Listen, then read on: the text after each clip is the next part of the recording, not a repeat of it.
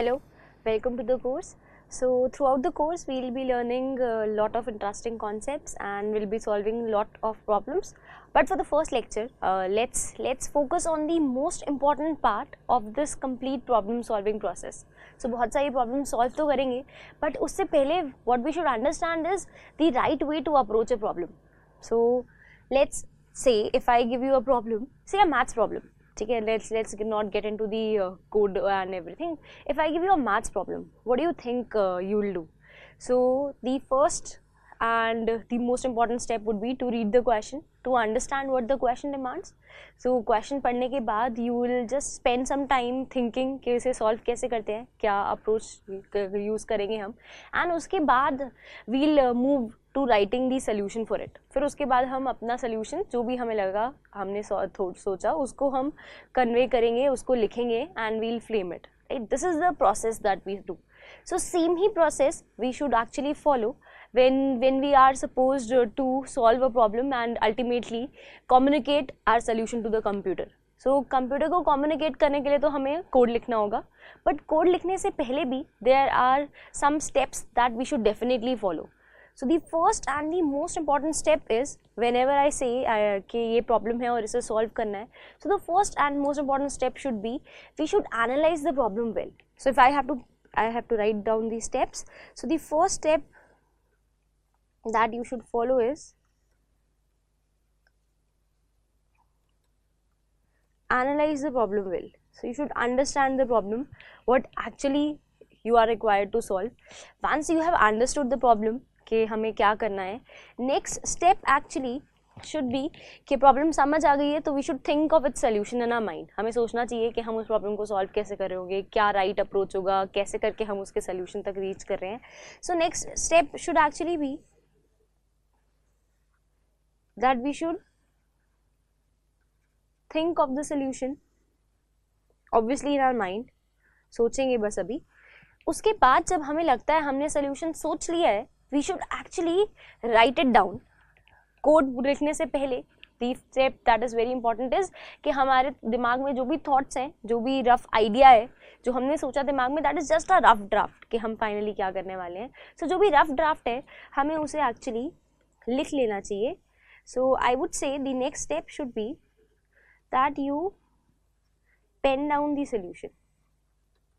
So write down the solution, what you are expected to do. अब हमने सोच लिया है, समझ लिया है, हमने solution लिख लिया है. The last step should actually be कि हम कंप्यूटर को communicate कर दें कि हम करना क्या चाहते हैं. And to communicate that to a computer, what we have to do is we have to write code for it. So the last step should be that you write code for the problem. These are basically the steps that we should follow and we should always follow this. See, many a times many people feel कि हम ना यहाँ से directly thinking of a solution वाले stage से right code पे jump करते हैं. उसका क्या मतलब है, प्रॉब्लम पड़ी, कुछ सोचा दिमाग में and we have directly jump, चलो कोड करते हैं अब इसको.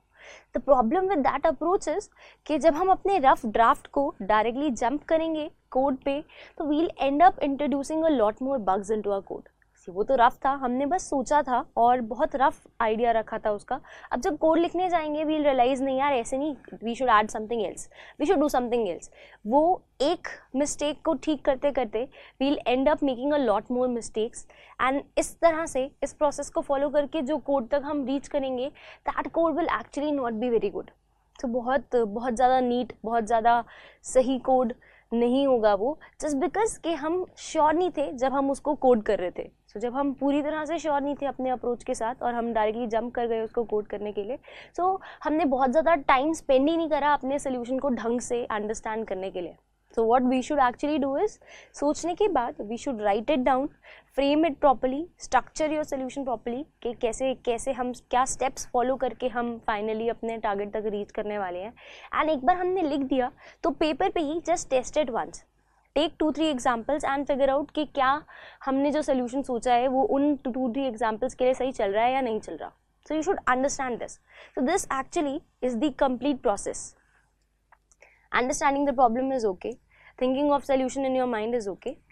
Pen down of your solution वाले फेस के लिए what we should do is we should use some means कि हम उसे ढंग से pen down कर पाएँ. So one important way of penning down your solution is actually flowchart. So flowchart is one way जिससे हम अपने solution को लिख सकते हैं. So let's now for today's lecture we'll completely focus on flowcharts. So let's move on to flowcharts. So the topic for this lecture is flowcharts. Now what exactly a flowchart is? So flowchart basically is a diagrammatic representation of the solution to a problem. वही steps जो हम follow कर रहे हैं, solution सोच लिया हमने, अब हमें उस सोल्यूशन को रिप्रेजेंट करना चाहिए, लिख लेना चाहिए ढंग से. So flowchart is one way of doing it and हम फ्लोचार्ट की हेल्प से अपने सोल्यूशन को डायग्रामेटिकली रिप्रेजेंट करते हैं. Now why diagrammatically? Actually so our target is कि हम अपने कंप्लीट प्रोसेस को ब्रेक डाउन करके स्मॉलर प्रोसेस में रिप्रेजेंट कर पाएँ एंड फ्लोचार्ट की हेल्प से हम वो complete structure visually pleasing way में रिप्रेजेंट कर पाएंगे. सो बहुत ईजी होगा हमारे लिए. अगर मैं कन्वे करना चाहती हूँ कि ये मेरे दिमाग में सोल्यूशन है, मुझे कन्वे करना है किसी को, तो बहुत ईजी होगा मेरे लिए कि मैं फ्लोचार्ट के हेल्प से कन्वे करूँ एज कम्पेयर्ड कि मैं I am explaining verbally to the other person. So उसको the other person will find it difficult अगर मैं वर्बली कुछ एक्सप्लेन कर रही हूँ. उससे better what I should do is I should show the flowchart so that way the other person will be able to grasp better, will be able to understand better. So that should be actually, that way flowchart helps us. Now this was one advantage of flowchart. Other advantage was actually कि it helps us कि हम अपने code को ढंग से structure कर पाएँ. The motivation with which we begin, अच्छे से स्ट्रक्चर करना चाहिए. हमें वहीं पे सोल्यूशन लिखने के बाद उसे टेस्ट कर लेना चाहिए एक दो इनपुट्स के लिए कि सही चल रहा है या नहीं चल रहा. उसके बाद around these solutions, apart from these actually advantages, flowcharts are a very good source of documentation. So अगर मुझे कोई सिस्टम कॉम्प्लिकेटेड स्ट्रक्चर है और मैं उस कॉम्प्लिकेटेड स्ट्रक्चर को रिप्रेजेंट कर रही हूँ, डिफरेंट मॉड्यूल्स हैं मेरे उस प्रोजेक्ट में, so you can actually use flowchart to represent what is actually inside each module. तो उससे क्या होगा, फ्लोचार्ट से हम बहुत ईजीली अपने पूरे अप्रोच को और अपने पूरे सोल्यूशन को डॉक्यूमेंट कर पाएंगे. So flowchart serve as a very good way of documenting your solution. So काफ़ी nice way of documenting is actually flowchart. So we do it this way just because it's easier for somebody to understand it. So that's another advantage. So I hope now we are motivated enough कि हम और ज़्यादा learn करें flowcharts को. So let's quickly move to the flowchart components. So flowchart हमने बोला था diagrammatic representation है प्रॉब्लम का.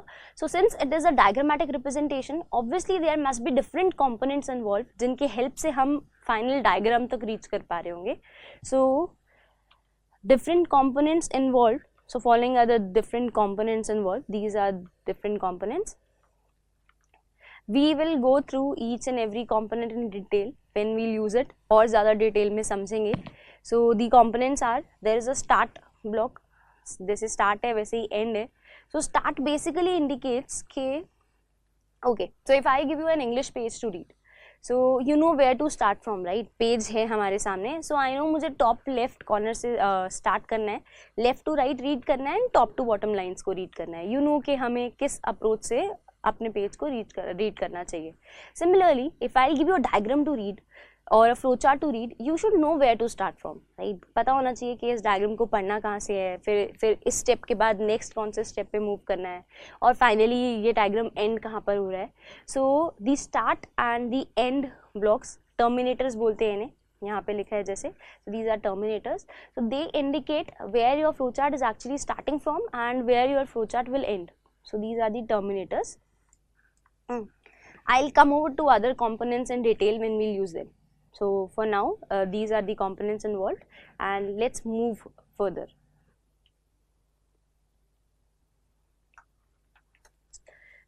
So best way of learning flowcharts is take few examples and we'll write flowcharts for each one of them.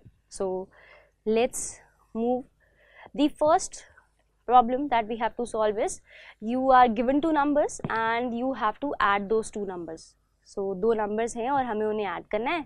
Flow chart पे move करने से पहले उन्हीं प्रोसेस को फॉलो करते हैं. Let's first understand our problem well. I think problem is pretty simple. We know we have to take two numbers and add them. Next step is think of the solution in your mind. So सोचना चाहिए हमें क्या करना है, solution क्या होगा solution में. We'll read first number, क्या है first number we should know. हम पूछेंगे सेकंड नंबर बता दो, सेकंड नंबर क्या है. So first number second number मिल जाएगा जब हमें. So next what we'll do is, now we have both the numbers, so we'll add them. So उन्हें ऐड करेंगे and I tell you okay the answer is this. ये process है. अब अगर हम प्रोसेस को लेके क्लियर है, so we should represent our process with the help of flowchart. So let's move to the flow chart for it. So first and most important thing is you should indicate कि हमारा flow chart यहाँ से start हो रहा है. So this is the start block to indicate कि flow chart यहाँ से स्टार्ट हो रहा है. नेक्स्ट बेसिकली नेक्स्ट स्टेप क्या था, हमने क्या सोचा था, इफ़ आई आस्क यू कि दो नंबर्स को ऐड करना है तो स्टार्ट के बाद यू लास्ट नंबर्स तो बताओ. So what is the first number, you last के फर्स्ट नंबर दे दो. So first number if I tell you let's say is 20. So you will store in your mind कि अच्छा ठीक है first number 20 and I have stored it somewhere. Next question that you are going to ask is second number क्या है. So you will ask what is the second number and I will tell you let's say second number is 30. Then you will store in your mind 30 as well. Now at this point of time हमने second number भी store कर लिया और हमने first number भी store कर लिया. दोनों नंबर्स हमने अपने माइंड में स्टोर कर लिए हैं. If somebody asks you first number क्या था, you know it is 20. If somebody asks you second number क्या था, you know it is 30. So next what you should do actually is you should read those numbers. So दोनों numbers read करेंगे और वो हम कहीं ना कहीं store कर रहे होंगे. Similarly जो दो numbers अगर मुझे कंप्यूटर में store करने हैं तो I would need a storage, a space to store them. और जब मैं अपने दिमाग में स्टोर कर रही थी तो नंबर स्टोर करने के साथ साथ मैं ये भी स्टोर कर रही थी कि वो फर्स्ट नंबर है या फिर वो सेकंड नंबर है. सो उस जो भी स्टोरेज मैंने अपने माइंड में लिया था उस स्टोरेज का कुछ ना कुछ नाम भी दिया था. सिमिलरली यहाँ पे जो दो स्टोरेज चाहिए होंगे मुझे दो नंबर स्टोर करने के लिए, उन स्टोरेज का कुछ ना कुछ नाम भी देंगे हम. सो उन स्टोरेज का नाम, पहली स्टोरेज का नाम फर्स्ट नंबर जहाँ मैं स्टोर कर रही हूँ for me is a. Second storage का नाम जहाँ पे मैं सेकेंड नंबर स्टोर कर रही हूँ is B.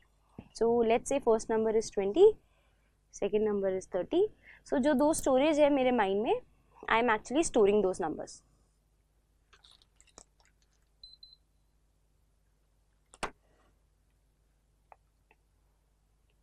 Okay, so you have stored those numbers in your mind and named them A and B. What will be next step? Numbers मिल गए हैं तो नेक्स्ट स्टेप विल बी कि हम answer calculate करें. सो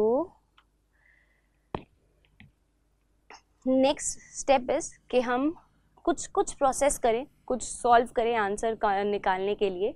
so answer compute करने के लिए हमें a प्लस बी निकालना है, दोनों को ऐड करना है.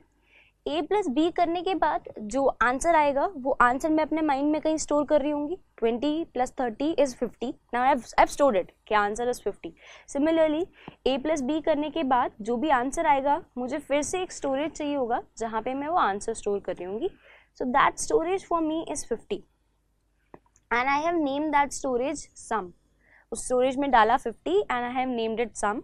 So this line actually indicates sum is equal to a plus b. a plus b is we are calculating, we are doing stuff. Finally जो भी result आएगा we are assigning that result and storing it into sum. So sum में हम उस answer को store कर रहे हैं. So sum is another storage जिसमें हम आंसर को अपने स्टोर कर रहे हैं. So we have moved down into the steps. Start block हम देख ही चुके थे. तीनों ब्लॉक्स की शेप एक्चुअली अलग है तो लेट्स स्पेंड टाइम एंड इनकी शेप्स को समझते हैं.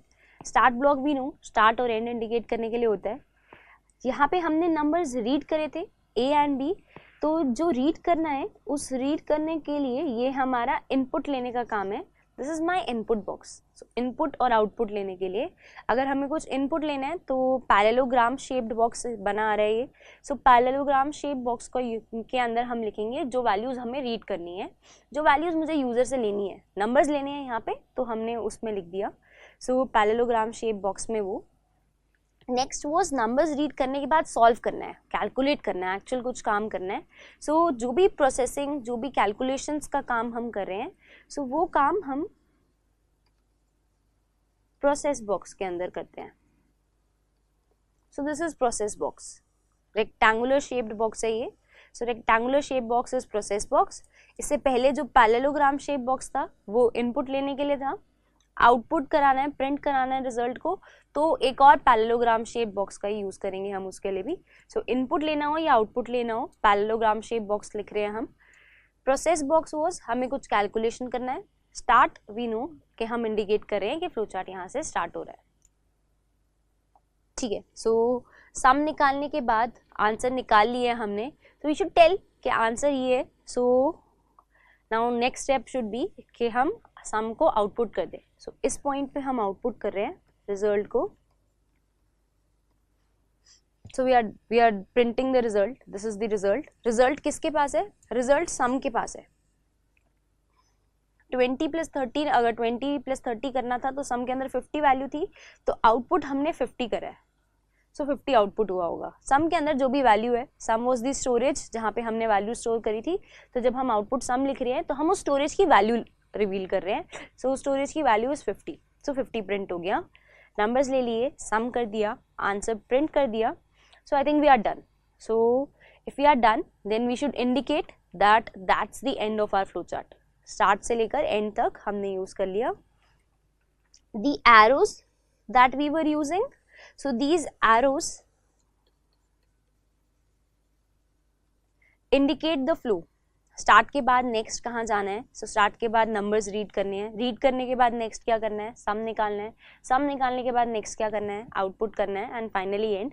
तो ये जो फ्लो है मेरे पूरे फ्लो चार्ट का, पूरे डायग्राम का, ये हम एरोज के हेल्प से रिप्रेजेंट करते हैं। सो कौन कौन से कंपोनेंट्स देख लिए हमने? टर्मिनेटर्स देख लिए स्टार्ट एंड एंड के लिए। इनपुट करना है या आउटपुट करना है तो पैरेललोग्राम शेप बॉक्स था इनपुट आउटपुट करने के लिए। कुछ कैलकुलेशंस करने हैं तो उसके लिए हम प्रोसेस बॉक्स का यूज कर रहे थे, and arrows were to indicate flow. So these are the components, major components जो हम फ्लो चार्ट में यूज कर रहे होते हैं। I hope this example is clear. So let's quickly move to another example. Let's take another example. Let me just clear this off. And let's move to another simple example. So this problem says read principal, rate and time and calculate simple interest. ठीक है, principal की value, rate की value, time की value हमें user से read करनी है, and finally simple interest निकालना है। What should be the first step? So the first and very basic step is to indicate कि हम अपना फ्लो चार्ट स्टार्ट करने वाले हैं। सो फर्स्ट ब्लॉक तो स्टार्ट होने वाला है। स्टार्ट के बाद एरो टू इंडिकेट कि नेक्स्ट क्या करना है हमें। What should be the next step? Just think, spend some time. हमें प्रिंसिपल, रेट और टाइम चाहिए और उसके बाद सिंपल इंटरेस्ट निकालना है। So the next step should be कि प्रिंसिपल, रेट एंड टाइम जो वैल्यूज चाहिए जिसके बाद हम सिंपल इंटरेस्ट निकाल पाएंगे, उन वैल्यूज को रीड तो करें। So next step should be to read those values, and if I have to read those values I represented using a parallelogram shaped box. Input output के लिए था। So read PRT. What is P? What is R? What is T? PRT are name of storages जहाँ पे हम principal store कर रहे होंगे। P वो स्टोरेज का नाम है जहाँ प्रिंसिपल स्टोर कर रहे होंगे। R वो स्टोरेज का नाम है जहाँ रेट स्टोर कर रहे होंगे।